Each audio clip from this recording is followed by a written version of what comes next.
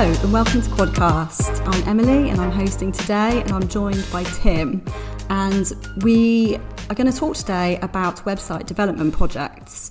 So we have been working on quite a few of these lately, so thought it would be a good opportunity to have a bit of a discussion around them and hopefully bring a little bit of useful information to you listening. So I've got a set of questions as kind of prompts, either things that we've been asked previously or things that we think might be useful for people to know a little bit more about.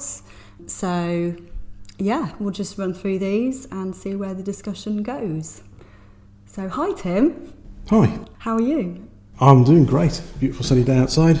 Yes, and there's a combine in the fields next to us, which hopefully we won't hear. It's all very exciting. It's working on the shop floor of nature. Yeah, okay. So, first and foremost, what sort of development projects typically do we undertake here? Generally, it's WordPress rebuilds or builds from scratch. We will fit other bits to existing websites as well. If people need new features or functionality, want to extend their content. We do a bit of pre-commerce. We don't generally do e-commerce as such, but we build stuff which acts as quote systems or ways for our clients to bring new customers to them and to buy more complex products even. Yeah, all sorts of different stuff. We tend to build on WordPress, but we have done other stuff on various CMSs of different sizes and shapes, from fairly big corporate ones to quite obscure small little ones which you don't often see kicking around. We've got some experience with Wix and Weebly at a push. We've played with Squarespace, but WordPress is our general comfort zone. So typically we use a WordPress Themify installation.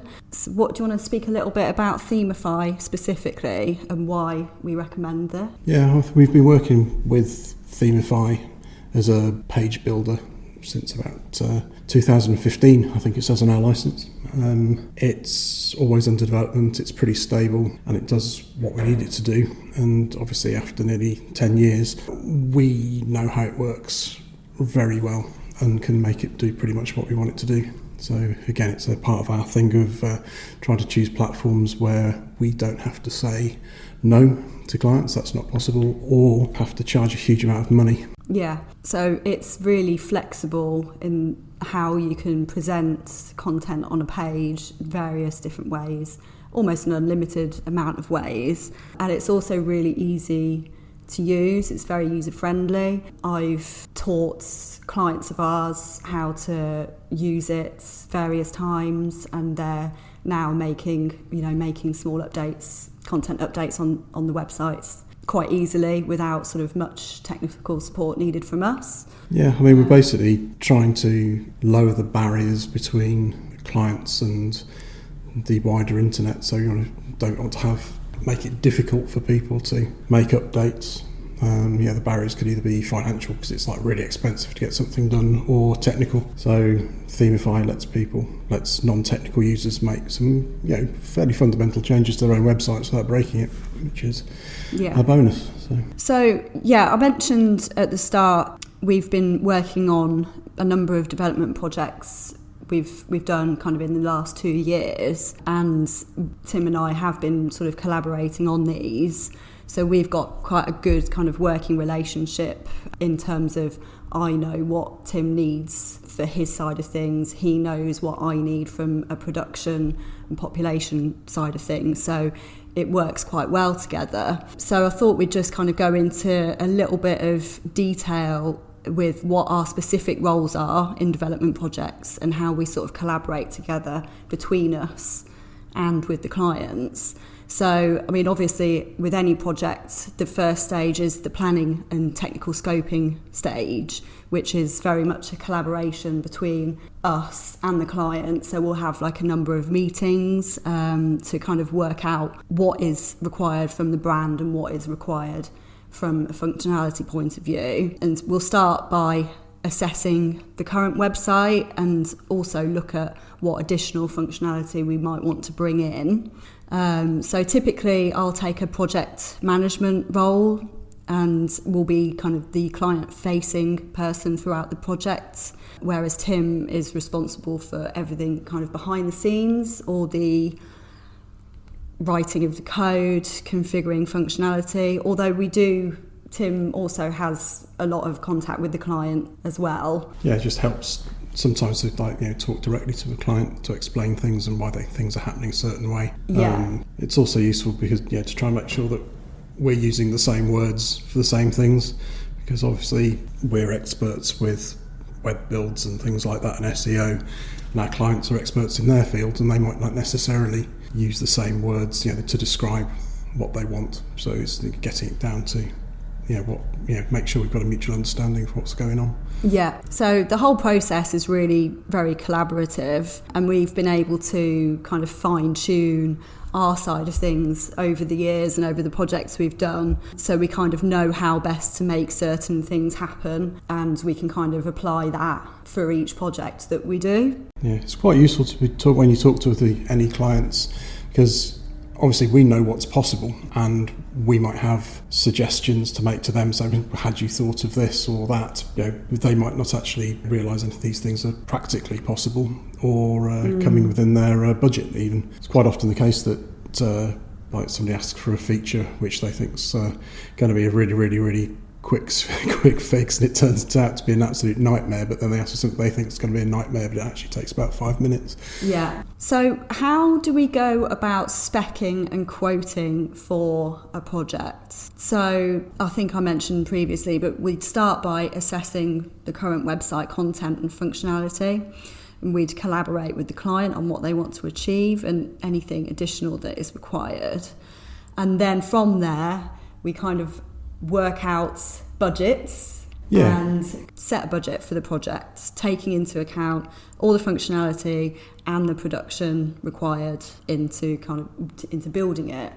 So typically it can be quite tricky, can't it, quoting a website development project, because there's always, I think you can never really account for everything. There's always a few unexpected things that may arise. There's always some questions that kind of pop up along the line that need answering. But typically I think we do quite well with it. Yeah, I mean, as the site evolves, things might suddenly occur to either us or our client that, why don't we try that? And we're very open to that. Yeah. We're not completely tied down to the spec that we've written in the meantime. Yeah, I think we are very flexible in that we tweak things as we go, don't we? Yeah, I mean, with the way that web technology evolves, I use the word evolves again because it is under that constant process of change, you'll find that something that may not have been possible 12 months ago has suddenly become available in all browsers, sort of ways of laying things out. A new tool might appear in the CMS, somebody might come up with a new plugin which becomes available. Yeah. And we're definitely not averse to taking all that stuff on board to make things better.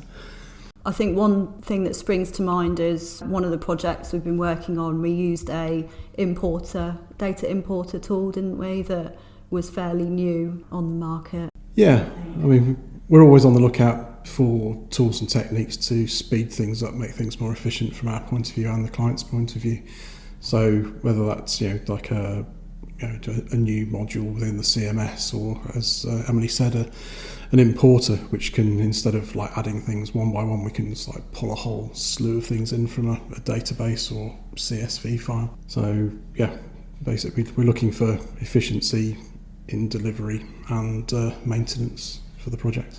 So what do you think has been our most challenging project, or most challenging part of a specific project? Or is there a part that is challenging for every project, do you think? I think probably the most challenging project we've had over the last few years was a request for an e-commerce site which was going to be built to allow people to place orders for pickup on a Christmas shop. They'd been let down by their previous developers, and We needed to get it all ready, done, dusted, out, tested, and we had about 2 weeks. And we did it. I think the most nerve-wracking thing about it was we wouldn't know for sure that it had all worked exactly as planned until pretty much the day before Christmas, because people were ordering 6 weeks in advance of the big day, but only picking this stuff up on the day before Christmas. So if the ordering system had gone wrong, then there'd have been a lot of people with empty bags and empty tables. So that was a bit of a stressor, but it worked. We got it out there. It looked good, worked fine, and everybody was happy with it. Yeah. So that was So I think that's kind of one of the reasons why we tend not to deal with e-commerce very frequently, just because we are a small team, and when you are dealing with e-commerce, you very much need that 24-hour support almost, don't you? Yeah, I think we all quite like our weekends here. Obviously, if something does go wrong with the site, and we do get a call on our emergency line, we will fix it. Absolutely. Over a weekend. But like a typical content-based site rather than a transactional site generally won't cause a massive headache on a Saturday afternoon. So I didn't have any involvement on that project. You pretty much did that yourself, didn't you? I don't think anybody else. Yeah, we just picked up Shopify, kicked it around a lot. Fortunately, one of the client team was pretty technically savvy as well. So between us, we hit the 2-week launch, and very pleased. Yeah, and they were pleased as well. So, yeah, absolutely. Yeah. So I think one of the most challenging projects was a client so they have a huge website, which is essentially 6 websites in one. So 4 different types of branding, but kind of 6 microsites under kind of an umbrella brand. So this was a kind of redevelopment that we did last year. And it was challenging because it had challenging navigation that we needed to kind of really get right in terms of kind of structuring the site and for user experience. There was also lots of stakeholders involved client side. So for me, that was a little challenging, just because trying to keep everybody happy, trying to keep everybody meeting deadlines and whatnot. And also it was a very large website, and every single page needed something doing to it in some way. So it was a huge project, but it went really successfully. And obviously we're an SEO agency first and foremost, and so SEO is really important in all the projects that we do, making sure that a relaunch goes smoothly, making sure there's no kind of disruption in terms of keyword rankings and that sort of thing. And from that point of view, that one particular big project went really smoothly and has only continued to go up from there, really. Yeah, I think a lot of clients do expect a bit of a rankings bump on the launch of a new site, but we do generally manage to make things go without a hitch. We know what we're doing with that sort of thing. So when we launched 3 weeks ago, we were looking at the graphs this morning, and you really can hardly even see where the launch happened. Yeah, and then we're working on another project at the moment, which is quite complex in different ways. So it's essentially a pre-commerce site, and there's lots of different product options. So it's using a WooCommerce setup, but without the e-commerce element to it. So there's no kind of transaction taking place. It's just submitted to a quote, basically. So yeah, that's quite challenging, just kind of getting the configuration right in terms of the product setup. But just making sure the taxonomy is right in terms of categorization and tagging, finding out what's useful. So there's the difference with the categories, tags and attributes of all the different products, and making sure that makes sense. Again, just trying to make sure that updating products and adding new products doesn't require anybody to have to refer to a massive manual of how to do stuff. Yeah. So again, maintainability after the launch is very, very important to us, because if you can't maintain a website, it tends to stagnate and become less useful, slide down the rankings, and nobody wants that. So what are the most important things that we need to consider when we take on a development project? So, like I said before, first and foremost, we're an SEO agency. So this is something that we really take into consideration. And I think it stands us apart from some traditional developers as well. So we'll do we'll do the research that we need to do to know kind of where the website's performing now, what we need to do to maintain or improve the performance of where it is now, what's currently not working in terms of, some of the people who have come to us, they've had websites which have had so many problems, haven't they? Kind of so many issues in terms of like the technical side of things that we've been able to kind of rectify as part of the redevelopment, which has then given them a really good platform to then kind of build upon. Yeah, I mean, we get sites to look at where it's been maybe built on a proprietary CMS, which might have been brilliant at the time, but the original developer has long since disappeared off the scene, and versions of PHP, methods of doing stuff, and all those things change over time, and so it effectively bricks itself. It just becomes unusual.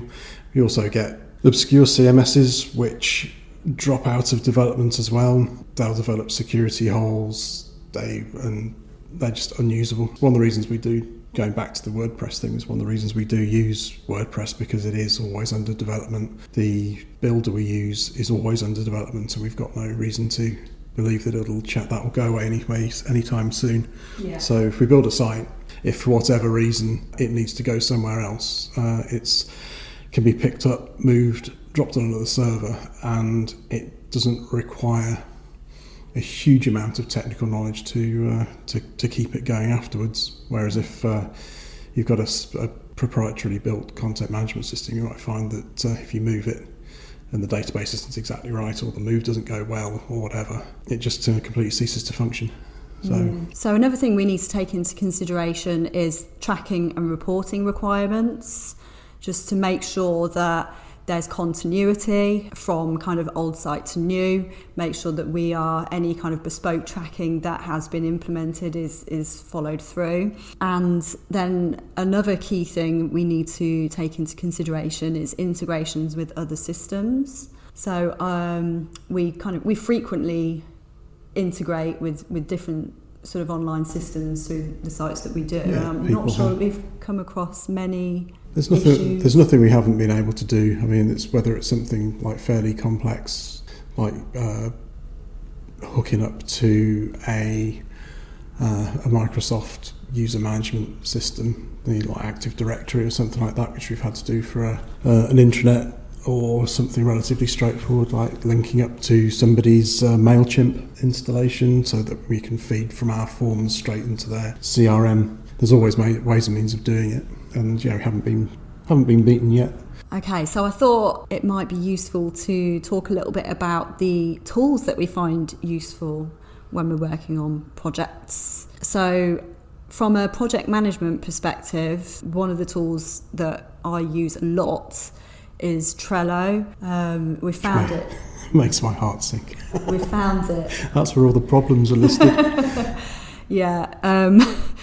We found it the most useful tool for kind of listing snags, if you like, that need fixing. We can add screenshots, we can add notes, we can add attachment, files and stuff. Yeah, and we have a set of columns, so we know, we've got the whole team sort of collaborating, and we can assign things to different people. So from my point of view, it's a really useful tool. Yeah, I mean, it's straightforward enough to use, so sometimes we can even let clients in so they can make their own notes or see what's going on with progress and stuff like that.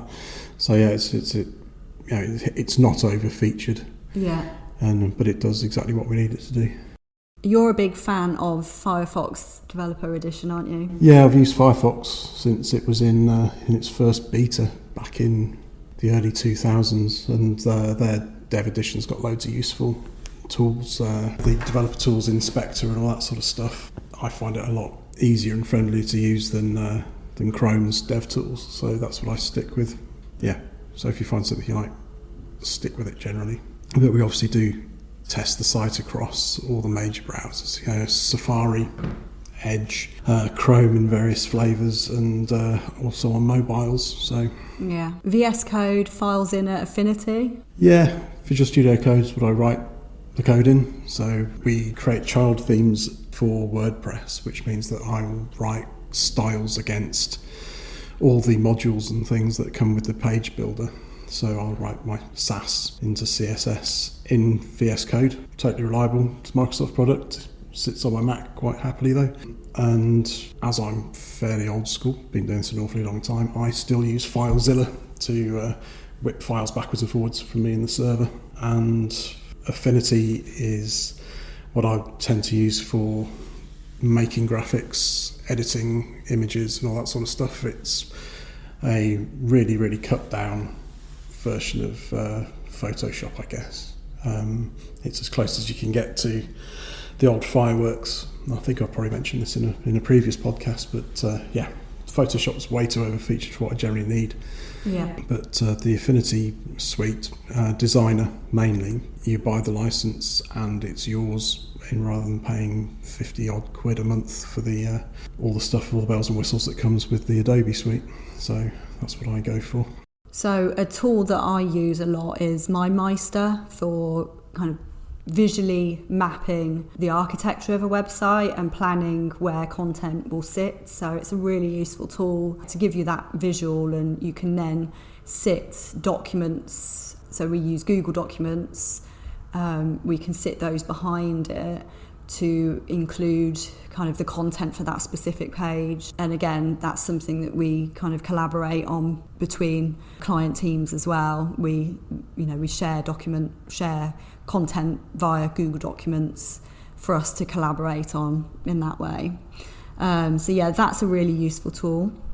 And Screaming Frog is a really good one for picking up information. Great product, daft name, as Emily's going to say. I think we go through if the site exists beforehand, we'll go through it, pick up all the URLs of the HTML files, which we can then spit out into a CSV, which we can bring into MindMeister to show us what the site structure looks like, and if we need to move stuff around after that, that's really, really useful. It also shows us where errors might be. It does so much stuff.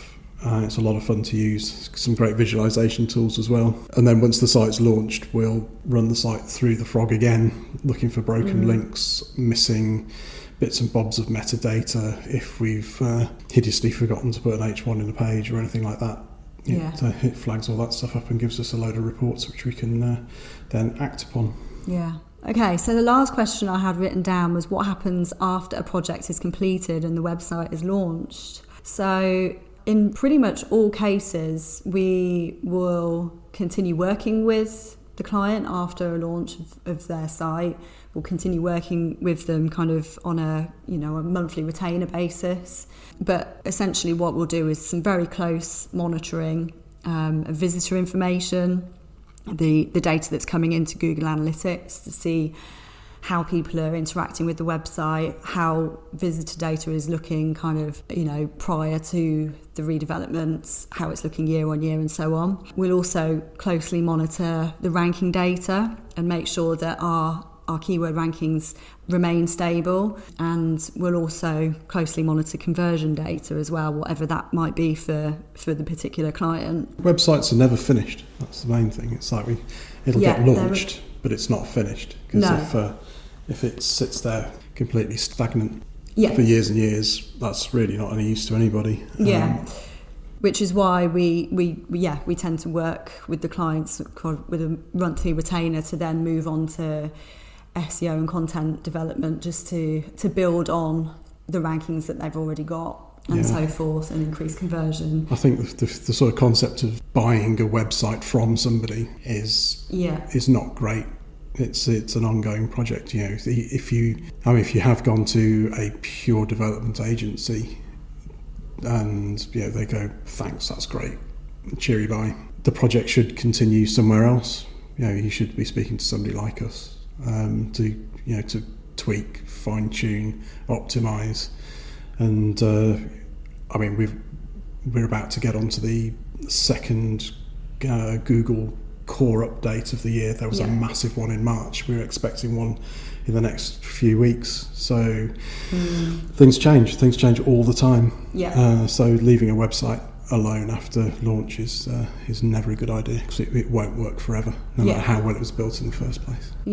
And typically we carry out monthly reporting for all our clients, and our recommendations for upcoming activity is based on the data that is coming through. So it's a constant evolution, isn't it? Tied in, of course, with objectives from the business that we're working with as well. Everything we do is data driven. We don't guess. As if we make a suggestion, it'll be for a reason. We can probably point to that reason somewhere on one or many graphs. What's been the most enjoyable project that you've worked on? Blimey, that's a half. Most enjoyable one. I suppose it's also the stressful one, isn't it? The one that it was a total panic, and but it worked, and I guess it was turned us all into Christmas pixies, because everybody got to have their Christmas dinner. So that's all the questions and notes that I had written down. Is there anything else you want to add, Tim? Not particularly. I mean, just saying, we've been doing this for an awfully long time. Our processes and procedures have evolved, continued to evolve. We're not rigid or set in stone, and we'll continue to change the way we work to take best advantage of the tools and technologies to get people's content out in front of the people who need to see it, because that's what the job's about. After all, it's publishing content. Great. Well, we'll end it there for today. Thank you for listening, everybody, and we'll speak to you soon.